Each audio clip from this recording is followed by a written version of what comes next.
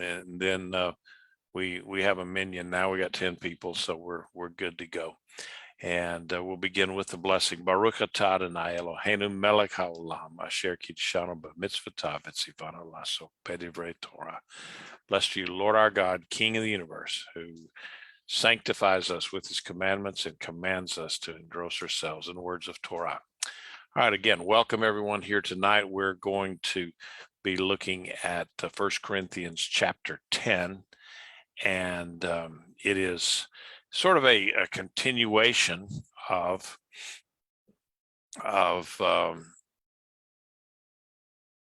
last week's lesson, where Paul was basically just concluding his apostolic defense. He was defending himself against all of the foolishness of the Corinthians, and so now he returns to his theme, or the matter at hand there, which was the insistence that some of the members thought it was okay, it was their right, because of their freedom in the Messiah, to attend these cultic meals in pagan temples. And earlier in chapter 8, he had argued from the perspective of the weak that who were abused by this false constructive attitude, that okay, we have freedom in Messiah, so we can go to all of these things. But the weak ones, the ones who were maybe new in the belief or whatever, they were not so sure about it, and so that caused questions and problems for them.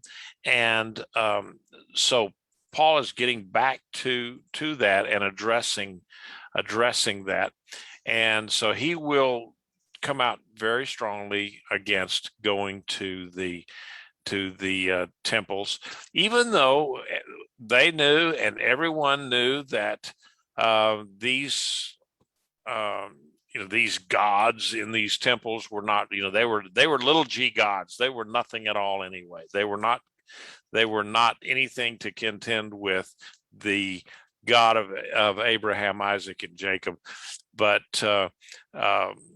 so the stronger ones, they knew that, but at the same time, the weaker ones who had just come out of the pagan world, they still had that draw about the questions of what about these gods, and should they be dealing with them, or should they not be dealing with them, and things like that. So anyway, I thought I would just throw out a couple of pictures here. Now, this is the temple of Apollo in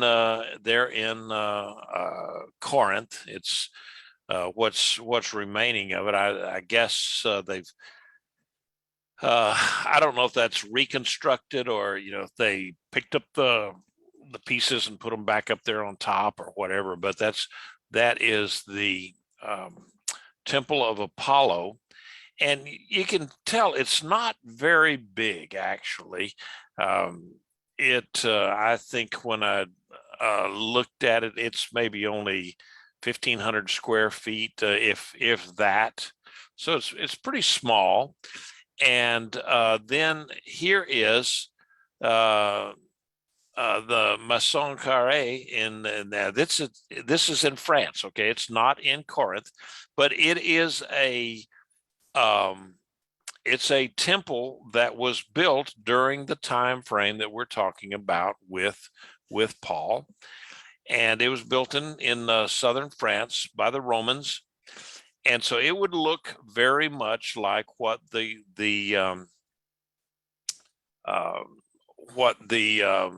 temples would have looked like in Paul's day there in Corinth, and so I just wanted to, and there again, this one here is not that large either. It's you can see the size of the person here. Sure, it's big, it's imposing, but the actual physical size of it, maybe 3,000 square feet, if that, something like that.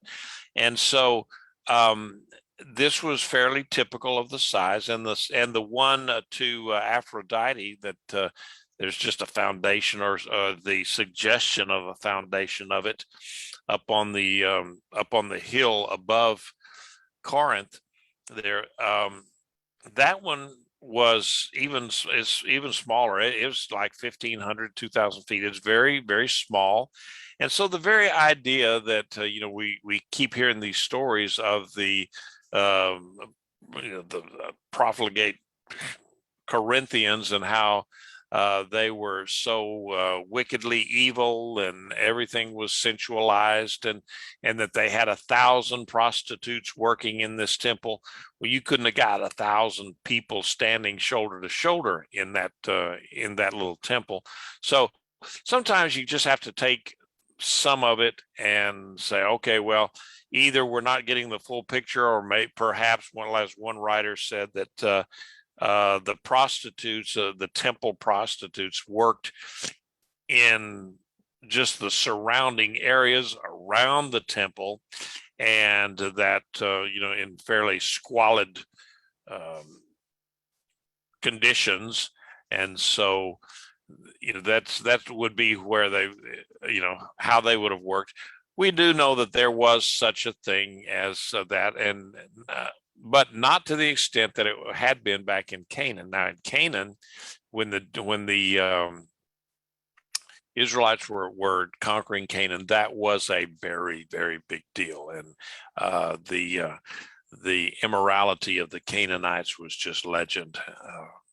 And the Greeks and the Romans, yeah, a little bit, maybe not so much, but it was still enough that Paul was concerned about that.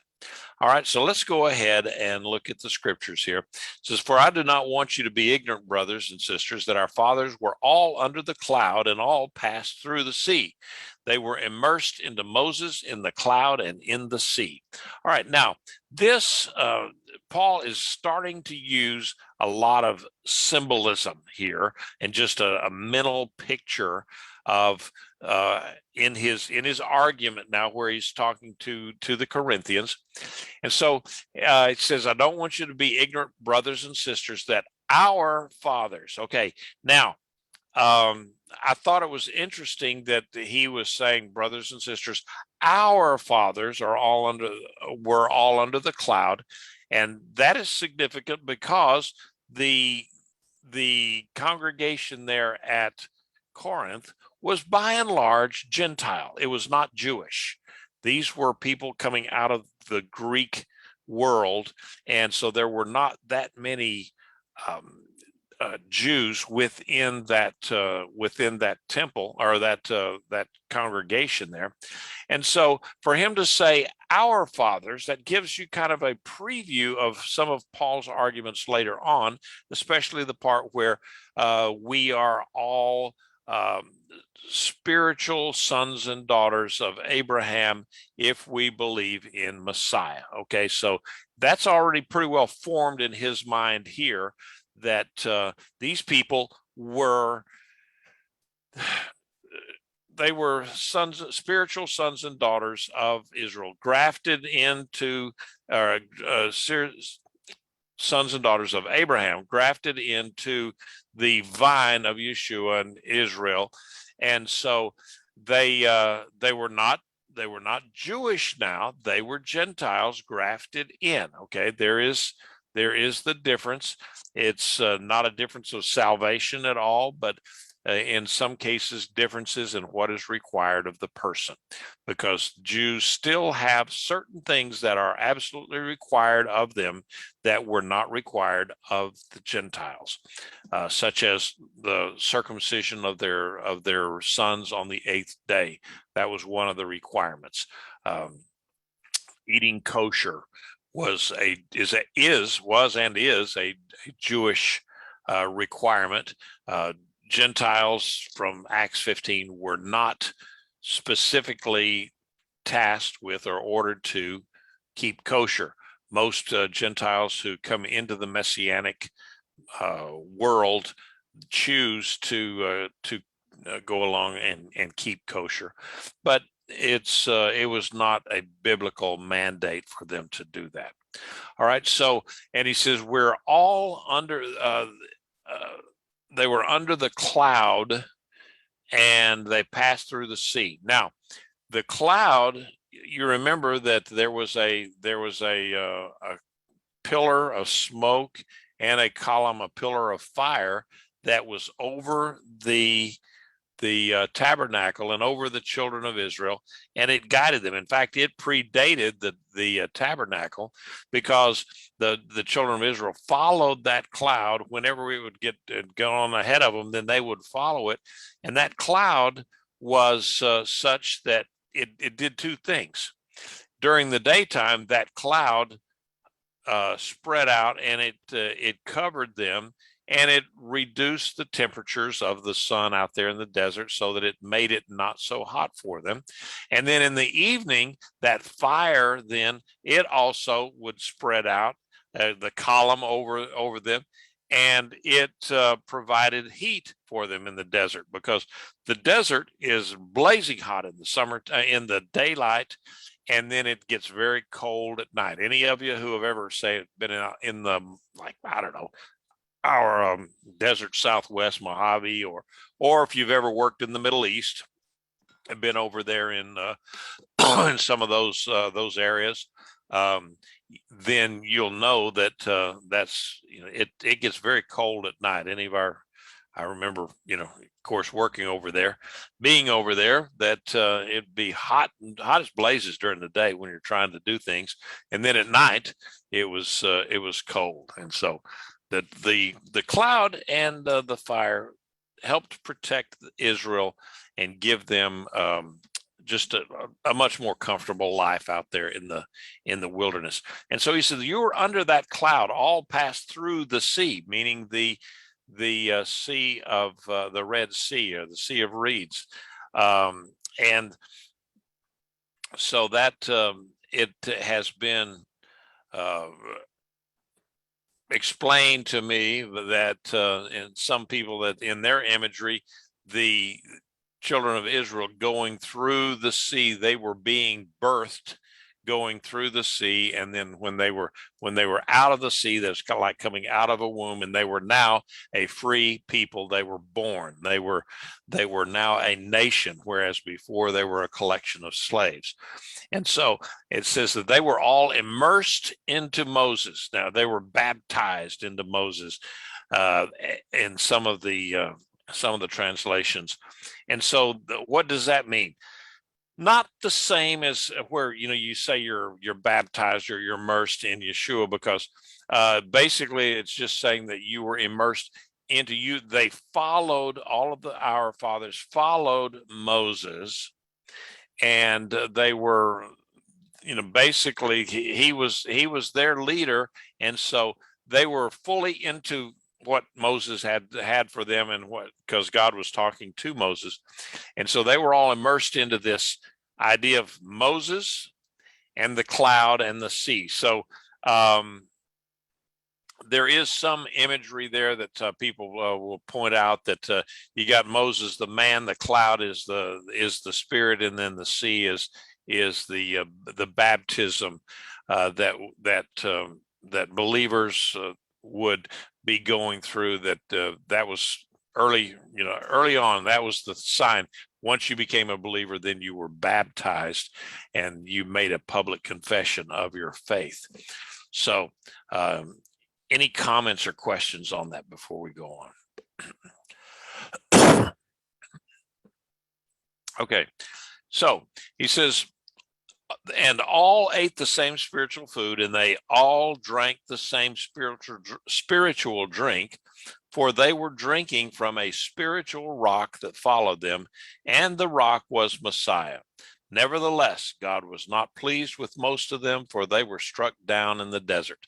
All right, so this, all of Israel, every one of them shared the same experience. There were not any of them that didn't go through the sea. I mean, they didn't get on boats, and some of them float across on boats. No, they all had to walk through with the giant walls of water on either side of them, and the wind blowing, and they going through there at night on dry ground.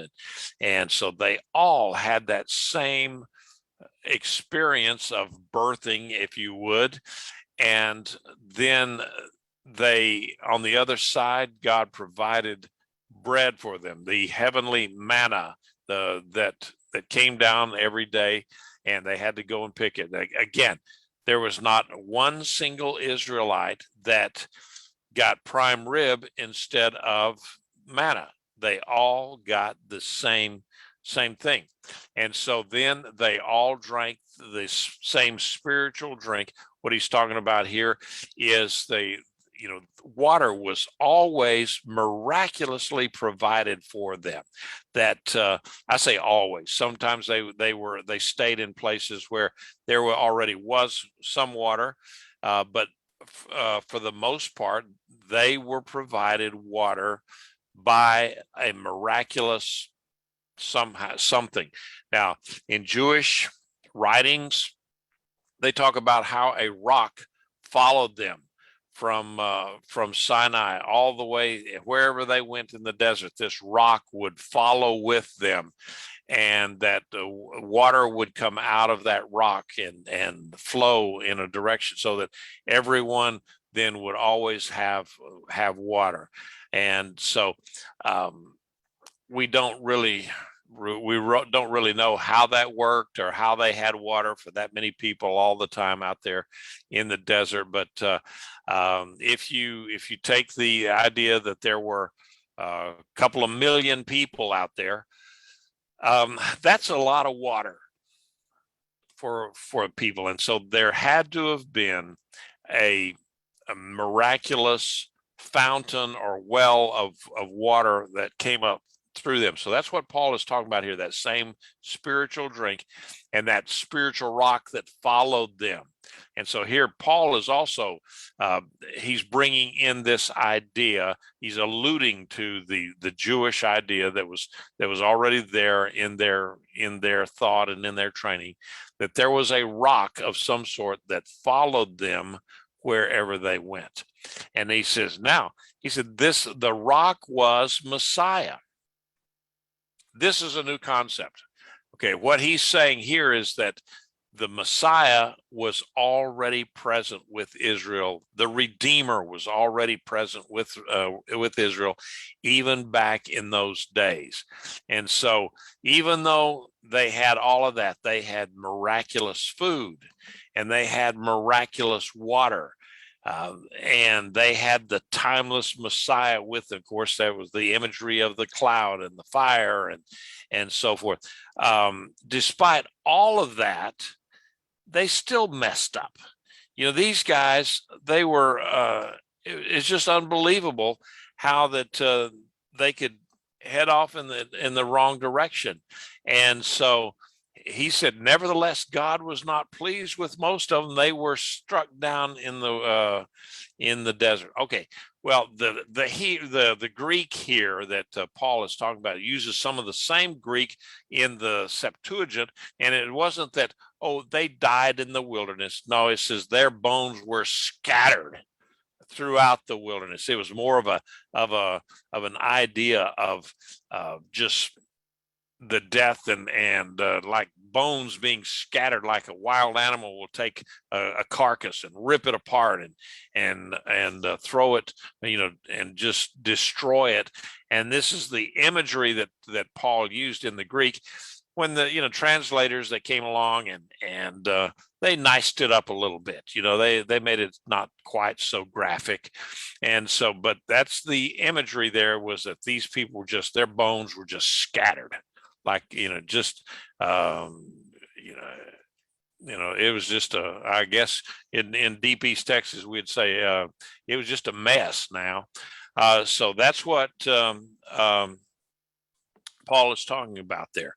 Going on, if there's no questions. Now, these things happened as examples for us, so we wouldn't crave evil things, just as they did. Do not be idolaters, as some of them were.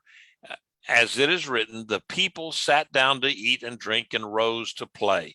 And let's not commit sexual immorality, as some of them did, and in one day 23,000 fell. And let's not test the Lord, as some of them did, and were destroyed by serpents, and let's not grumble as some of them did and were destroyed by the destroying angel. Now, these things happened to them as an example, and it was written down as a warning to us, on whom the ends of the ages have come. Therefore, let the one who thinks that he stands watch out that he doesn't fall. No temptation has taken hold of you except what is common to mankind. But God is faithful. He will not allow you to be tempted beyond what you can handle, but with the temptation, he will also provide a way of escape, so you will be able to endure it. All right, now a couple of these verses in here are kind of very familiar. The one especially says that there's no temptation has taken hold of you except what is common to man.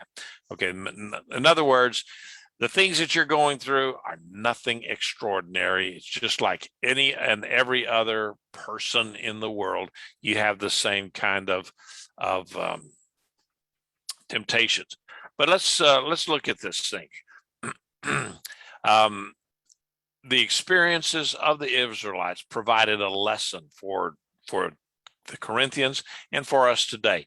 Their immersion or their baptism in partaking of the spiritual food, the manna and the drink, the miraculous water, didn't protect them. Even though they were under God's blessing, they were the chosen people. It did not protect them from discipline when they, jumped the rails and went off after evil things, the Moabite women or whatever. The participation, I think what Paul is trying to tell the people here is, okay, you participate in baptism or immersion. You were, when you came to faith, you were immersed.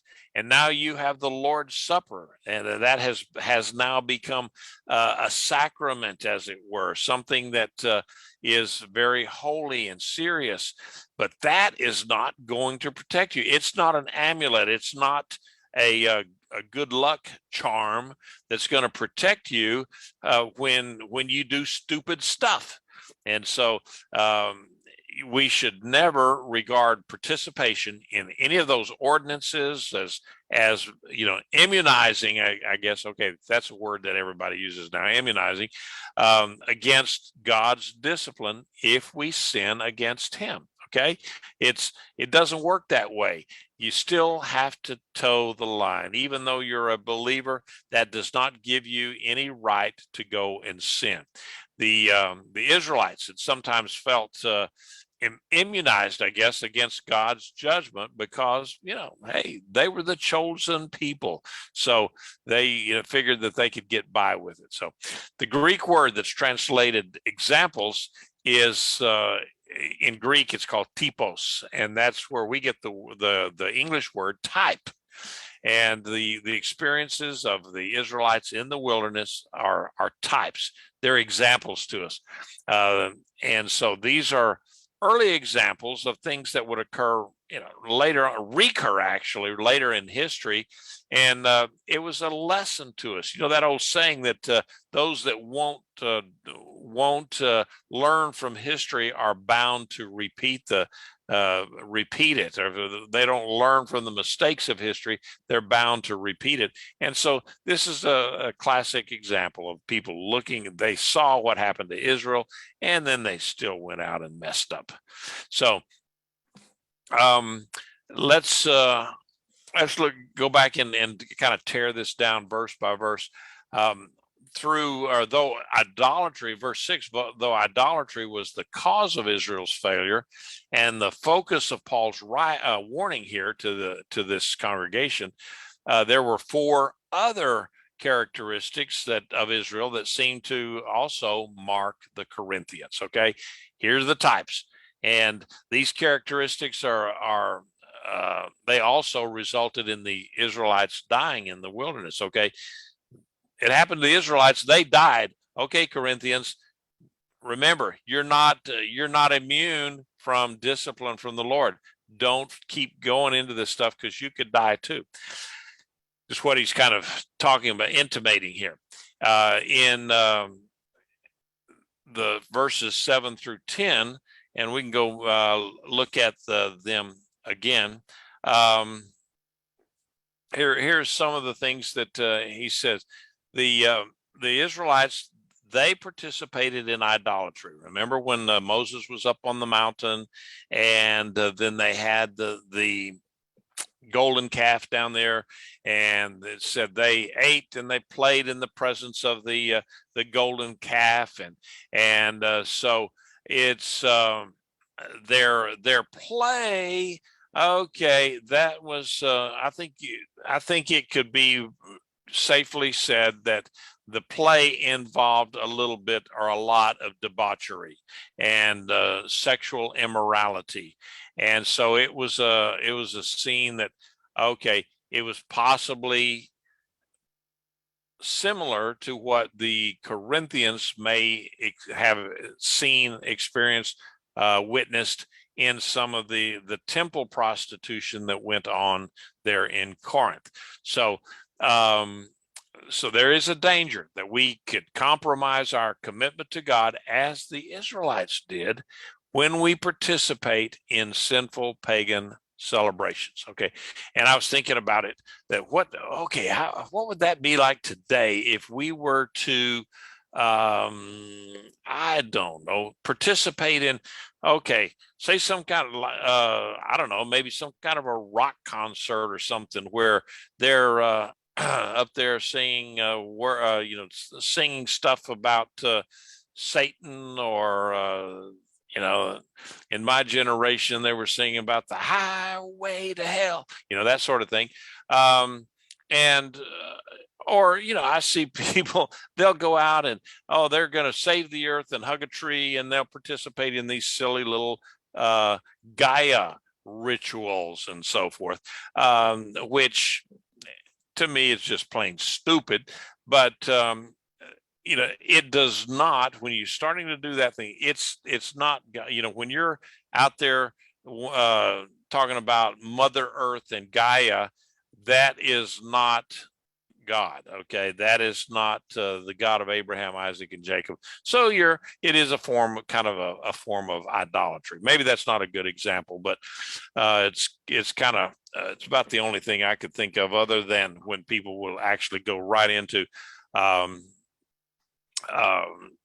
participation in satanic rites and so forth, and so possibly that's just some examples that I could think of. So in looking at, so he says, don't be idolaters. And there in Exodus 32, this is a quote. It says, the people sat down to eat and drink and rose up and make merry. In fact, they had made this calf, and then Aaron told him, says, okay, tell you what, let's do. Let's all go to bed. In the morning, we'll get up and we'll start the party. And so that's what they did. They went to bed. The next morning they got up and they started partying hardy right there all day long and into the night. And when finally Moses comes down and was witnessed all of it, and he threw down the tablets. So the second thing there, the Israelites practiced immorality. They participated in the Moabites' religious feasts, and that's remember when the story of Balak and Balaam, where they were trying to get he was trying to curse the Israelites, and they couldn't do it, and that story. And so he said, well, wait a minute, I know how you can get them. Send your women down there. And these guys are, they don't have a filter when it comes to foreign exotic women. So just send your women down there. You can lead them astray just easy as anything. And so that's what they did. And sure enough, then we have the story of Pinchas, where he skewered a couple of folks because they were so immoral. And Paul said that 23,000 Israelites died in one day because of that. God punished that. He was not going to have any of that. And so then that was in Numbers 25. And then in Numbers 25:9, it said that 24,000 died as a result of the plague that God sent to judge the people. And so there is, there's really no conflict between the numbers, since they describe somewhat different groups. Okay, it was different things that they were punished for. Still a lot of people, and God said He was going to kill them off, that whole older generation. So anyway, those are some of the things that went on. Third, it said, don't test God. Now, the Israelites, they tested God. I'm sure that, and there, you look at it, that it was almost like, what could we get by with? How much can we push Moses, or how much can we push God? And so the Israelites tested God. The people from Corinth also tested. They were pushing because they had an incestuous couple in the midst of their congregation. They didn't really teach against going and participating in these pagan meals and pagan rites within the temples, things with their idea of saying, well, you know what, we have freedom in Messiah, we don't have to deal with that. And I've heard that kind of foolishness within the Messianic movement before, where people said, I don't really have to worry about doing that because that's in the Old Testament, and now I have freedom in Messiah, and so we don't really have to worry about that anymore. I can do what I want to, as long as I'm not hurting anyone else. And you could just say, well, and what was it? Well, I can't remember all of them, but it was maybe some of it involved with kashrut, kosher laws, and others involved, say, extramarital relations or something like that. So that was an Old Testament thing, okay? Because the law of Christ, the law of Moses, is dead and of no effect, okay? There is a teaching that's out there like that, okay, which I utterly reject. And of course, as I hope we all do here. And so that's what the Corinthians were, what Paul was up against with the Corinthians there, because they had this freedom in Messiah. They were enlightened. These folks were woke, and they could do whatever they felt like because they had freedom in Messiah. So he's trying to go back against this and point to them that's just not going to cut it. It says, don't grumble. Now, you remember the Israelites were great grumblers. They grumbled frequently against the Lord. Okay, they didn't have anything to eat. God gave them manna. Well, manna, we don't. Manna, it's just bleh. And so we need some meat. And so God sent them some meat, and then they had so much meat that they were flooded with quails, and to the point that it was there was so much of it, it stank all the time. It made them sick because they had so much of it, because God was trying to teach them a lesson. They were always grumbling about something. The water doesn't taste good. The water, just everything. They were always grumbling. Moses recorded 10 separate incidences in Exodus and Numbers, and on this particular, the one that Paul is talking about here, was when God sent fire that consumed some of the people on the edge of the camp. That was in Numbers 11. And so here, Paul added that God executed his wrath by using an angel. Now, that's something that was not mentioned in Numbers. The Septuagint translators use the same term, the destroyer, to describe the angel that executed the Egyptians' firstborn on the night of Exodus, and that they used here in that destroying the edges of the camp and for their grumbling. So the Corinthian believers there, they were dissatisfied with the leaders that God sent them, and they rejected some of the leaders, and then they didn't appreciate Paul's earlier instruction to break off company with idolaters and sexually immoral people, and they had an impatience with their younger, weaker brothers. You know, when these guys would have doubts and fears because of their experience, these more mature, woke, enlightened people, they looked at that and just scoffed at them and said, well, we can still do what we want to, and if you can't handle it, tough, just get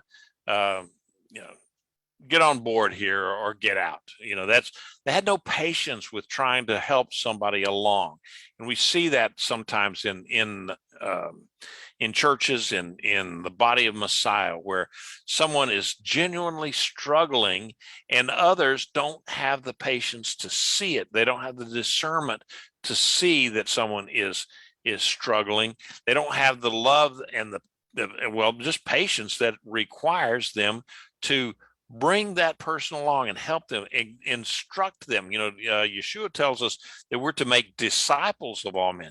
Well, that means taking the time and effort, blood, sweat, and tears that it takes to educate someone and to bring them along. You just don't, it's like when you have a child. If the child can't walk right away, and when they do start walking, you don't punish a child because he can't get up and when he finally gets on 2 feet and has some balance, then why can't you run a marathon? You're already up on 2 feet. Well, no, that's not the way you do it. You bring the child along, you help them, you strengthen them. And so that's what Paul is saying. These Corinthians were they were grumbling because why do we have to do anything that infringes on our liberty and our freedom to do what we want to do, because of these people that just don't get it.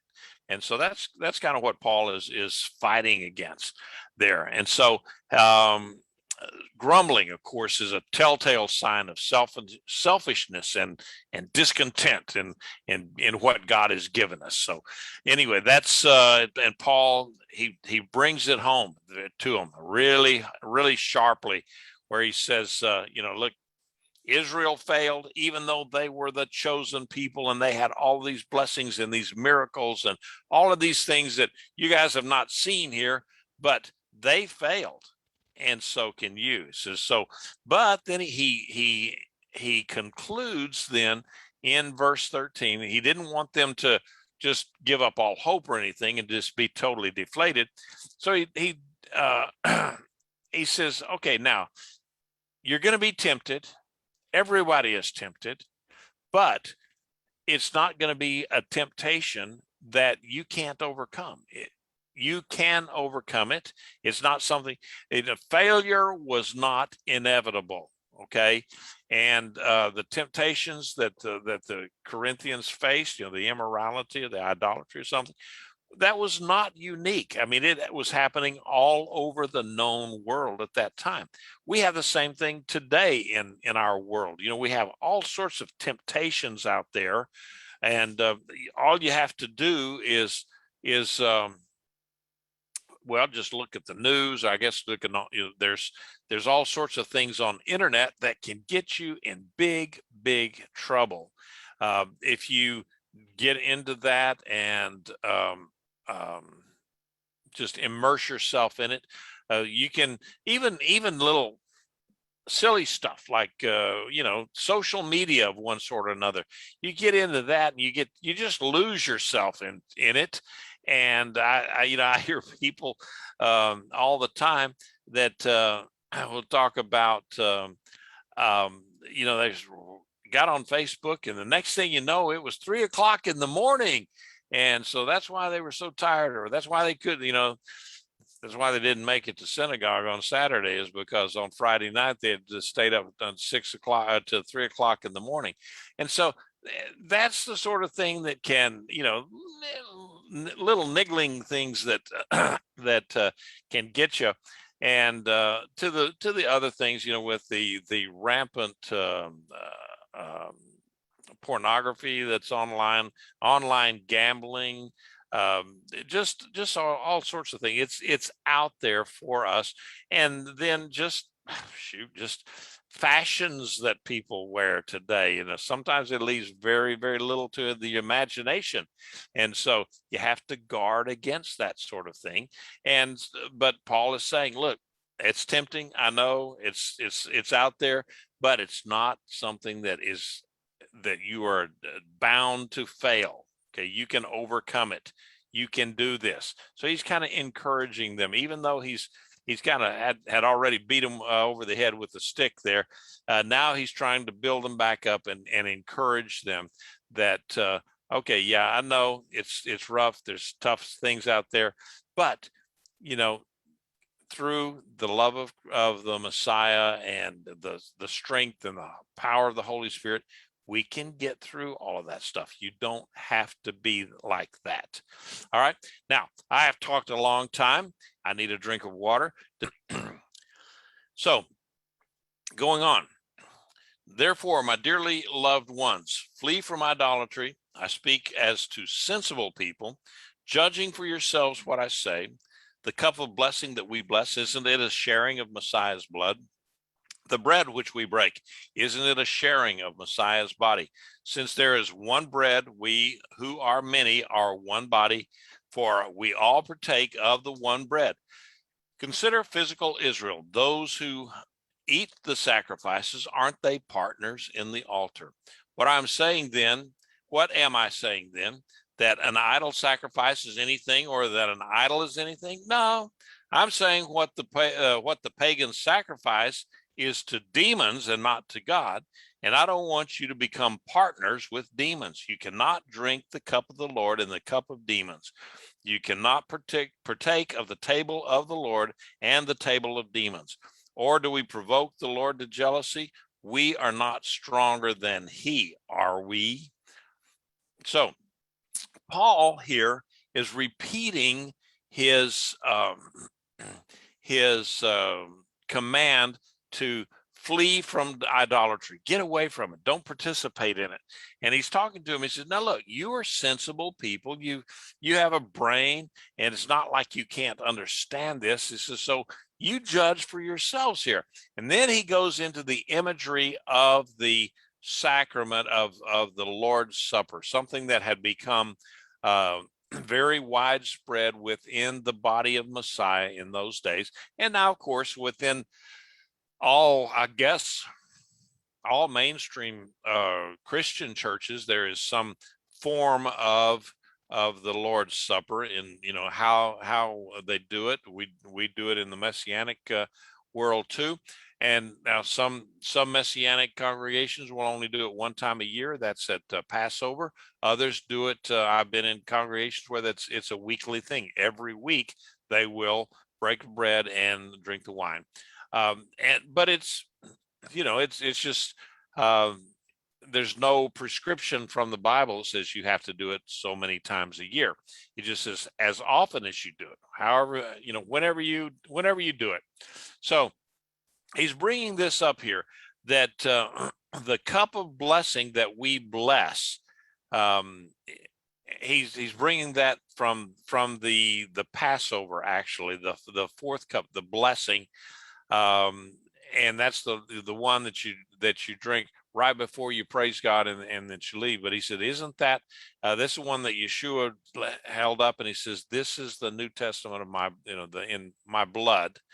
And then he says also the bread that we have, and they would have a big loaf of challah, and or back in those days, they wouldn't have had that particularly per se, but they might have had a great big old pita loaf that was, very big or whatever. It's in today's world, we have these little bitty tasteless wafers or matzah or something like that, but it doesn't have to be, because that was the meal that Yeshua did that with was before the actual Passover, was before the unleavened bread was required. So it could very well have been just a very, a piece of bread. And so the imagery here is like for our Shabbat dinners, where you have a loaf of challah and you tear off a piece and it goes around to everyone at the table, and they break off a piece of the bread, so that it's an idea of the unity of all of us who are at the Shabbat table, that we're all eating off of that same bread. Now, this sort of thing just would drive some people crazy in today's world because of the COVID thing. And there was a time when all of this started out. I thought to myself, ooh, I wonder how this goes in terms of how this thing spreads and so on and so forth. But that being, that all of that stuff aside, the imagery there that Paul is trying to say here is we're all one in the body. Even though there's lots of us, we're all eating off that same piece of bread. And that one loaf is he's talking about. But and so he's trying to bring them all together and say, we're all in this together, guys. And so then he says, and consider physical Israel, those who eat the sacrifices, going back to Jerusalem now, the sacrifices that go on in Jerusalem. Here he is. They take the sacrifice in, and the priest will, they will slaughter the animal, and depending on what kind of sacrifice it is, they will take a part of it. They'll take the fat out, the whatever, and then they'll put that up on the altar, the brazen altar, and that part gets burned up. But the majority of the animal then becomes food for the priest or for the offer and or the offerer, because with the meat offering, they also were to bring in bread or flour or wine, or they had to bring the side dishes in with the offering. And so they would take a little bit of the flour and toss it onto the altar, and it would be burned up, or some bread, again, depending on what kind of sacrifice it was. And then everyone, the priest mostly got to participate. If it was a fellowship offering, then the offerer, the person bringing the sacrifice, would also partake in the meal with the priest. Okay, so that's what Paul is kind of talking about here. And so he said, those who eat the sacrifices, aren't they the partners in that altar? I mean, they are participating in that sacrifice. Aren't we participating in the Lord's Supper, the communion? So he says, so what am I saying here? That if there's anything, these offerings that these pagans do to their gods out there, is that anything? Or, is there anything to it? No, there's really nothing to it. But what I am saying is that these temples and these gods are really not gods, but what you're doing is you're participating in the sacrifice or the fellowship with demons. And there are demons, okay? There are no other gods, but there are demon spirits and forces out there. And so Paul is telling them, don't participate in that, okay? You don't want to, you cannot be a participant with the Lord in the Lord's Supper and in the suppers that go on in these pagan environments, in these pagan temples where they're offering up the meat up to idols. You can't do both. And so again, you can't serve two masters. That's been put said in the Bible many times. You can't serve, you either serve God or you don't. If you're not serving God, then you're serving the forces of evil. So he says, so don't provoke the Lord to jealousy. Don't make him mad, because we're not stronger than he is. So going ahead, any comments? I didn't roll the screen there, but any comments or questions so far on that? All right. So here again, Paul, let's go at verse 23. Everything is permitted, but not everything is helpful. Everything is permitted, but not everything builds up. Where have we heard that one before? Okay, going ahead. Let no one speak his own goodwill. Let no one seek his own goodwill, but the good of his neighbor. Eat whatever is sold in the meat market without raising questions of conscience, for the earth is the Lord's and its fullness. A quote from Psalms 24:1, I believe. And so if an unbeliever invites you over and you want to go, eat whatever is set before you without raising questions of conscience. Okay, so Paul here is saying what he's doing here now is kind of giving these guys some practical advice or instruction. Okay, now how do you actually translate all these instructions into our daily lives? How is that practical for us? And that's one thing I'm always whenever I do Bible studies and so forth, that I always like to make sure that there is a practical application of it.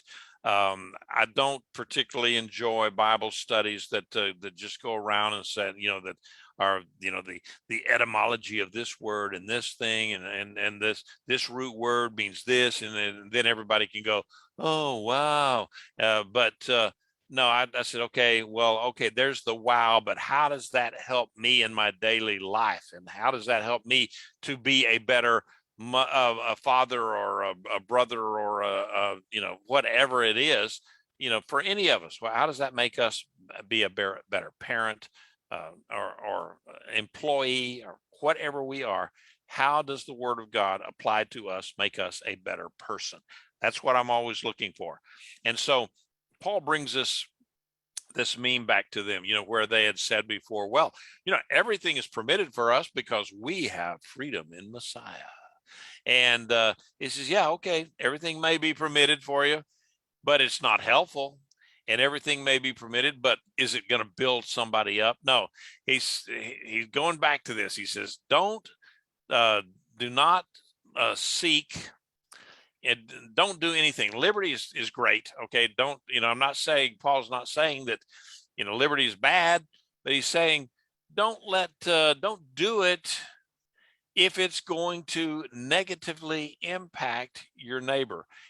You don't do it for your own good, but do it for the good of your neighbor. What's the second greatest commandment? Love your neighbor as yourself.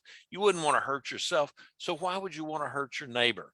And so Paul is, he says, okay, now whatever is sold in the meat market, because they would offer something up to the little g gods in the temple. Of course, they're only going to take a little portion of it. The rest of it, they're going to go sell so they can make some money off of it. And so he says, you just go and, perhaps that goat or that chicken or that whatever it was had been, maybe it hadn't been offered at all. It was just, they had just slaughtered it and they were putting it out there to sell so that they can make some money. And he said, so when you go to the market, don't ask any questions. Don't go looking around and saying, okay, did this one, ask them specifically, was this offered to idols? Because Paul knows it doesn't make any difference. Spiritually, it doesn't make any difference whether it was offered to idols or not, because the idols and that is not going to taint that meat per se. But so what he said, so when you go out there, just don't ask any questions about it. And he says, because, the Lord made all this stuff and it's all good.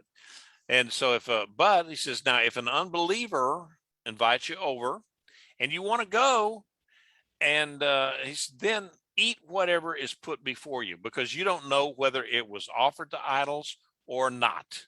And don't ask the question, was this offered to Apollos or Zeus or Aphrodite or whatever these guys were? And don't ask that question. Just eat it. And he says, now, if going ahead, let's see. But he says, he goes on. Now, if anyone says to you, oh, this is from an idol sacrifice, then he says, don't eat it. For the sake of the one who informed you, and for the sake of conscience, not your own conscience, I mean, but the other person's. For why is my freedom judged by another's conscience? If I partake with thankfulness, am I denounced because of something I give thanks for? Okay, so Paul, his language here is a little confusing. No, it's a lot confusing. And so basically what?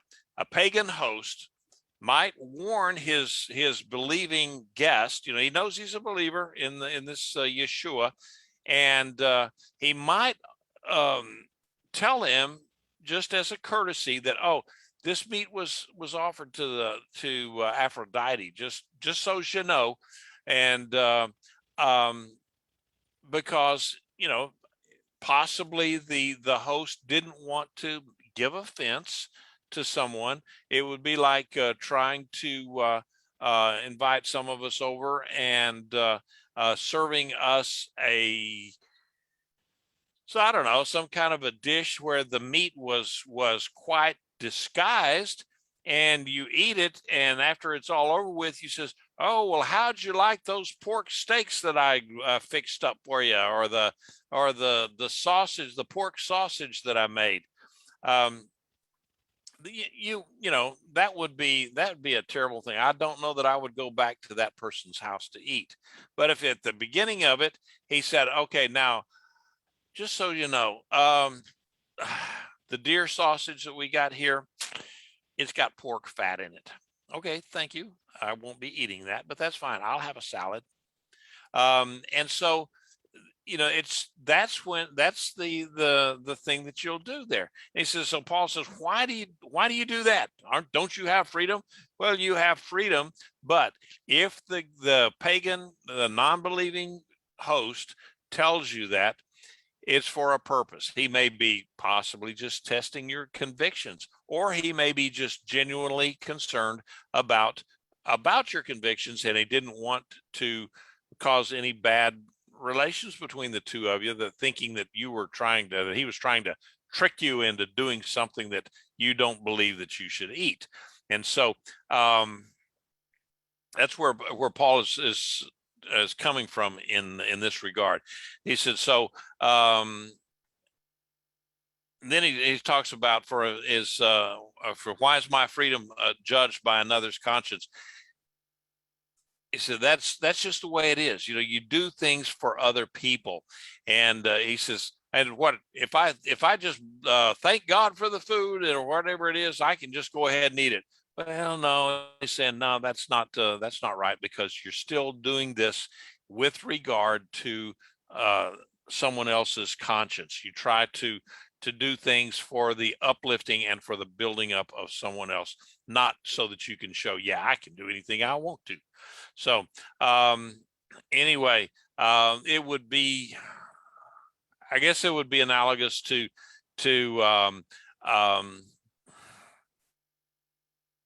well, okay, here's an example from real life. Company picnic, and we get there, me and this young guy from Egypt, and we get there and we look at it, and there is absolutely nothing that we can eat, because it's all pork. Everything in there was shrimp and pork. And I just looked at it, and he looked at me, and I said, okay, I can't eat this stuff. And he says, I can't either. I says, come on, I'm buying.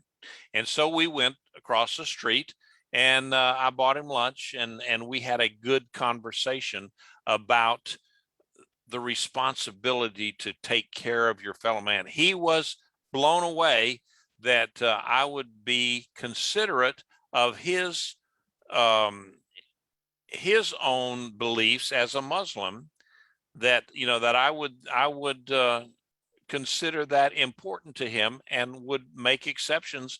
And actually, we went and paid, and we got us a nice chicken dinner.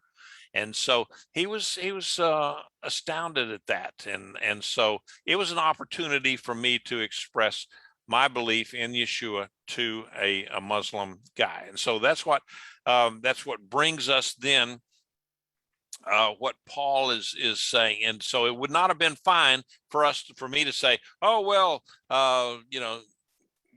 good food, good meat, bless God, let's eat. That's not what you do. You have to look out for those kind of situations.